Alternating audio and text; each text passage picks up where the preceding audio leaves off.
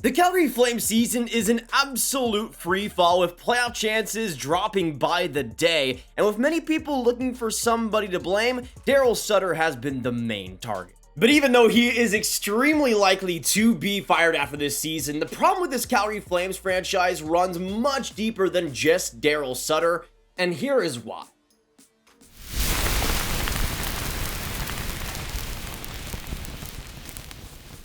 Hello guys, and welcome back to Grav's Spicy Takes. This week we got a pretty spicy one, especially regarding Darryl Sutter and the Calgary Flames. Now, it's extremely obvious that this season has not gone to plan for the Flames. They're riding a 32, 26, and 15 record, having 79 points in 73 games, but pretty much being in no man's land in the NHL, right in the middle. Not that great, but not that bad either. Which, let's be honest, is the Calgary Flames franchise to a T. And once the Calgary Flames do end up missing the playoffs, I do believe that one of the first pieces of action by GM Brad Treliving will be to fire Darryl Sutter, even though he just signed that big-time extension. We're going to see the Flames fire Sutter, and that's pretty obvious at this point. Especially since we've heard the rumors of Kadri being disgruntled. We've seen the rumors of Huberdeau especially being disgruntled. With the Flames having so much locked up in those players, they can't afford to keep them mad long-term. But here's the thing about being a player under a John Tortorella or a Darryl Sutter perhaps, is that it's pretty much opposite effects when you're winning and losing. When you're winning, you're usually even more on board with a coach like Sutter when you're winning and it's all going your way. But when the frustration sets in, when the losing sets in, a more hard-nosed coach like Darryl Sutter is almost the exact opposite of what you want, because it can be so frustrating to get out of that hole with a coach that can be as hard-nosed as that. But again, we saw the Flames singing the praises of Sutter last year. This year, though, it seems like everybody has a problem with him. But we've also seen throughout the course of this season how Darryl Sutter has stuck with that accountability. If you're not playing well, if you're not producing, you're not going to play as much. We've seen Nazem Kadri recently get his dwindling minutes and everything like that. Yet we've seen a player like Tyler Toffoli, who has consistently seemingly been the Flames' only consistent offensive player, consistently get that ice time because he's still deserved it. Same thing goes for players like Elias Lindholm and Mikael Backlund, who have both been great in their own right. But a coach's job is to put the team in a position to succeed. He obviously can't be out there and finishing for him, but what Sutter can do is put the players in a position to succeed, and hopefully those results come. But simply put, this Calgary Flames team is probably the least clutch team I have ever seen in my entire life.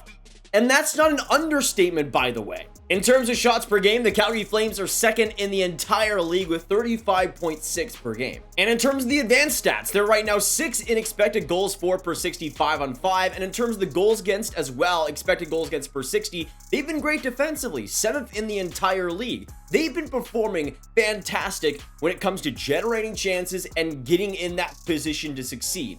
But those actual goals have still just yet to come consistently. Across the entire league, the Calgary Flames lead by a pretty healthy margin in post and crossbar shots. Right now, they're up to 79 on the season, pretty much more than one per game, which adds up in the crunch time when you need to have those goals scored. But simply put, this Calgary Flames team is completely inept at getting those goals when they need it, and that's been a consistent theme throughout the entire year. Their 15 overtime losses, yes, 15, are tied for first in the entire league with the San Jose Sharks. They also have a .174 win percentage when they've trailed by 1 goal in a game, and they've also never won a game when they've trailed by 2 points.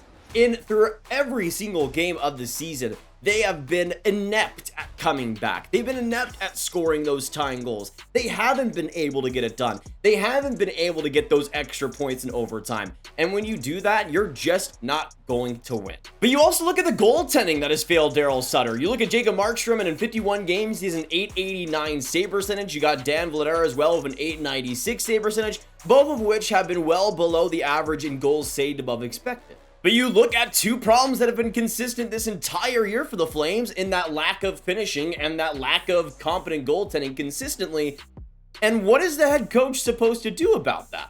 There's really nothing the head coach can do about that. Those problems lie with the GM. And we heard throughout this entire season how the Flames were looking for a score. They were looking for a bigger forward. They were looking for somebody to score in that top 6. and then they end up going after Nick Ritchie and Troy Stecher at the deadline, and that was it. Now, those players are solid, but the Flames needed a finisher. They needed a bona fide finisher onto that top six, and the GM just wasn't able to give that. And that same GM replaced Matthew Tkachuk and Johnny Gaudreau and a player like Jonathan Huberdeau, who was always not really gonna be a fit in Darryl Sutter's system, being this run-and-gun player when he's at his best. That wasn't going to mesh, and even though Huberdeau's gotten better defensively, that offensive game has been a incompetent and inconsistent mess this season, and that was just never going to work from day one. That's on the GM to give the coach the best system and the best players around him that would fit his style, yet Treliving just hasn't done it. And it's not like after decades of coaching, Darryl Sutter is just going to change his style for one player in the system. That's just not going to happen. It's on the GM for bringing a player in that was systematically not a good fit. Now, when they fire Darryl Sutter, yes, Huberdeau is going to be in a much better position and is going to be playing a lot better in the future. But it's on Brad Treliving for sinking so much into him in the first place when it was just not going to work with Sutter at all, and it was kind of never going to work.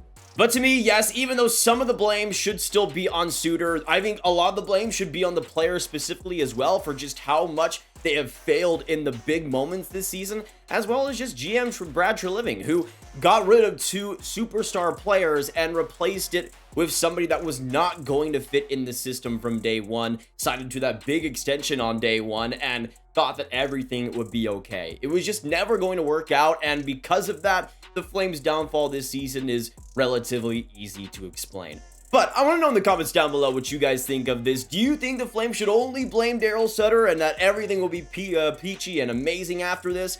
Or do you think there should be more blame on the players, on the GM, on the whole franchise? Let us know down below, and of course, hit that like button, hit that subscribe button, hit that notification bell for more spicy takes, and share the video with all the hockey fans you guys know online. We'll see you in next week's episode. Have a great one, and goodbye.